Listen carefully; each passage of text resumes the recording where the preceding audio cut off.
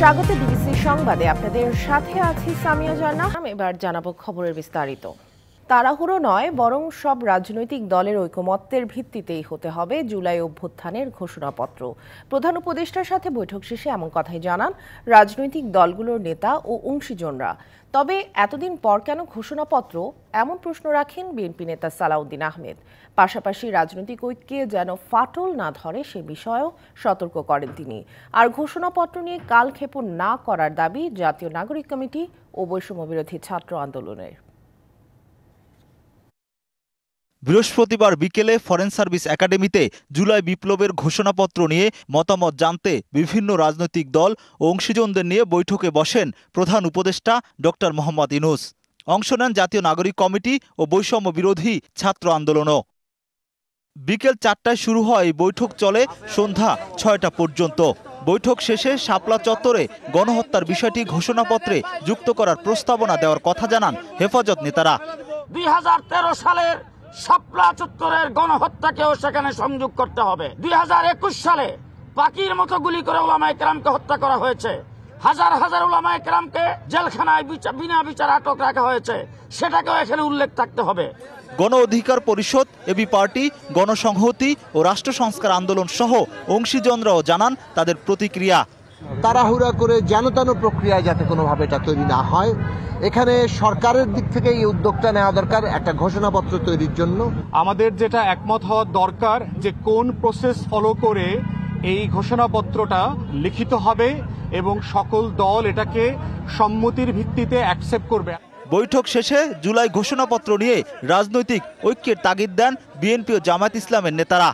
আমরা প্রশ্ন করেছি যে জুলাই গণ অভ্যুত্থানের ঘোষণাপত্রের আসলে এই 5.5 মাস পরে কোনো প্রয়োজন ছিল কিনা, যদি থেকে থাকে সেটার রাজনৈতিক গুরুত্ব, ঐতিহাসিক গুরুত্ব এবং আইনি গুরুত্ব কি, সেগুলো নির্ধারণ করতে হবে।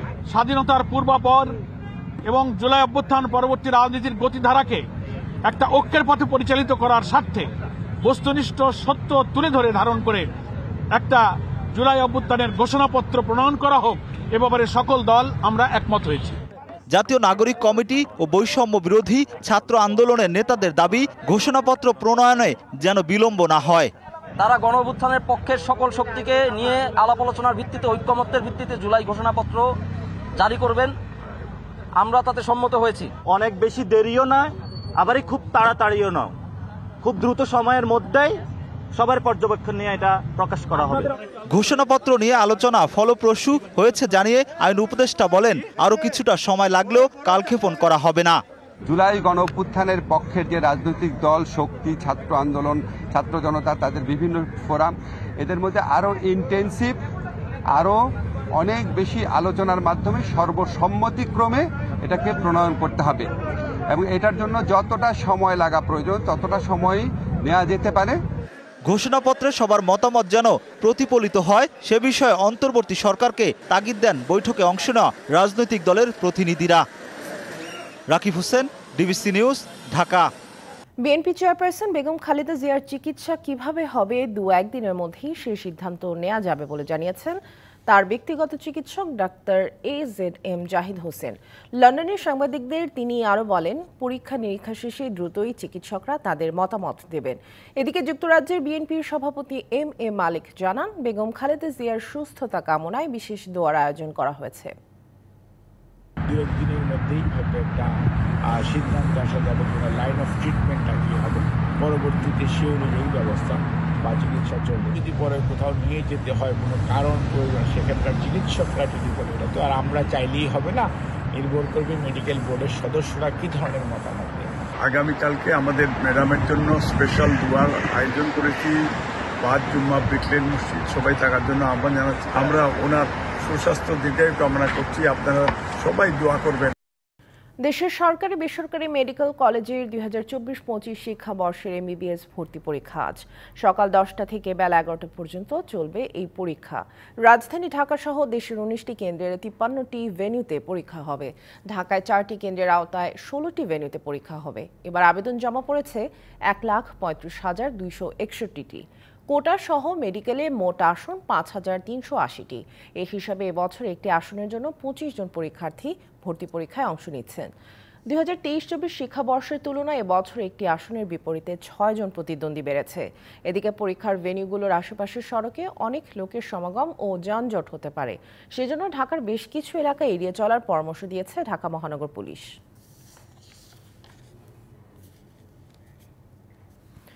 বাংলাদেশ সরকারি কর্ম কমিশনের আন্ডারগ্রাউন্ডে বহিরাগত এক যুবকের বিদ্যুতের তার কাটার ঘটনাকে এখনো নাশকতার সন্দেহে রেখেছে পিএসসি।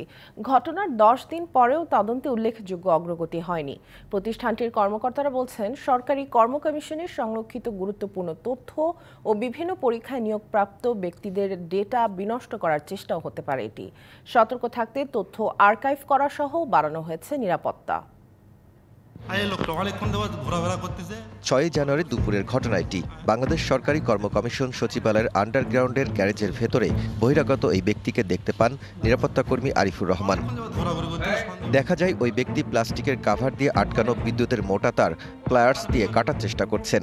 এ সময় নিরাপত্তা কর্মীর চিৎকারে পিএসসির অন্যরা এসে আটক করে তাকে। পরে পুলিশ নিরাপত্তা কর্মীর হাতে আটক আলামিনকে থানা হেফাজতে নেয়। জব্দ করা হয় তার হাতে থাকা প্লেয়ার্স ও একটি মোটরসাইকেল। শেরেবাংলা নগর থানায় করা হয় চুরির মামলা। তবে 10 দিন পেরিয়ে গেলেও এখনো তদন্তে তেমন কিছুই উঠে আসেনি। পিএসসি বলছে এটি কোনো সাধারণ ঘটনা নয়, বিষয়টিকে সন্দেহের চোখেই দেখছেন তারা। 10 দিন হয়ে গেছে, কারণ ব্যাপারটা খুব স্পর্শকাতর এবং সবকিছুই কিন্তু একবারেই উঠে আসা সম্ভব হয় না।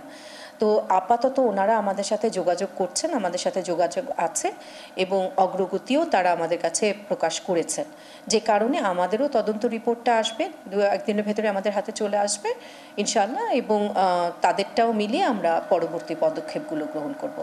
পিএসসি একটি কেপিআই এলাকা হয়, কিভাবে আলামিন সেখানে প্রবেশ করলো এ নিয়ে উঠেছে প্রশ্ন। রহস্য উদ্ঘাটনে নেওয়া হয়েছে নানামুখী উদ্যোগ।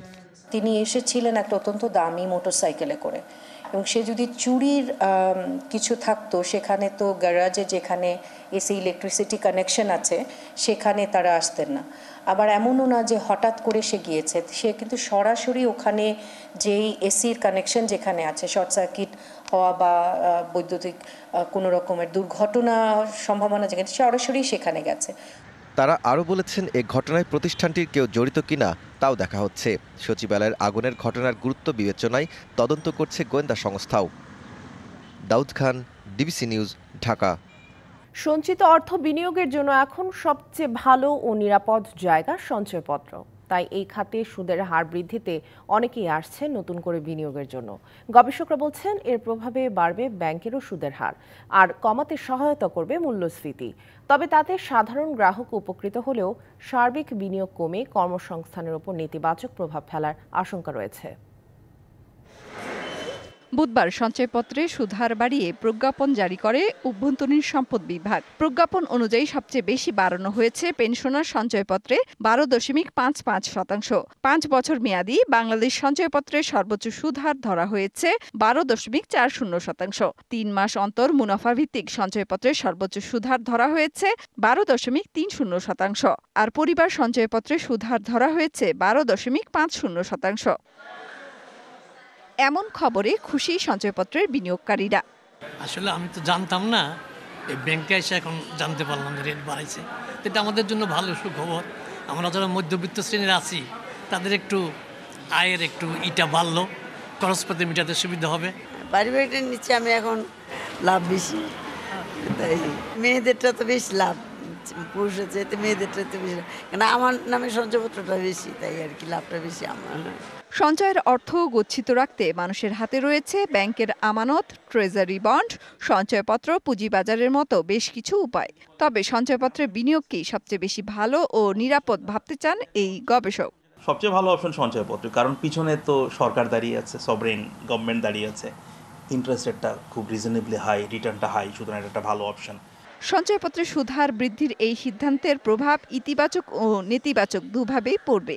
একদিকে এর প্রভাবে ব্যাংকের সুদহার বাড়বে, অন্যদিকে বিনিয়োগ হয়ে যাবে ব্যয়বহুল, বলছেন এই গবেষক।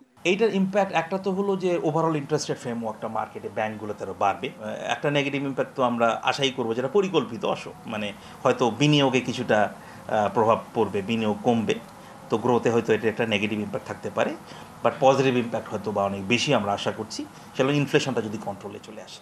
প্রজ্ঞাপন অনুযায়ী 5 বছর ও 2 বছর মেয়াদী ট্রেজারি বন্ডের সুদের হারের সঙ্গে সঙ্গতি রেখে প্রচলিত 5টি সঞ্চয় স্কিমের সুদের হার বছরে 2 বার পুনর্নির্ধারণ করা হবে।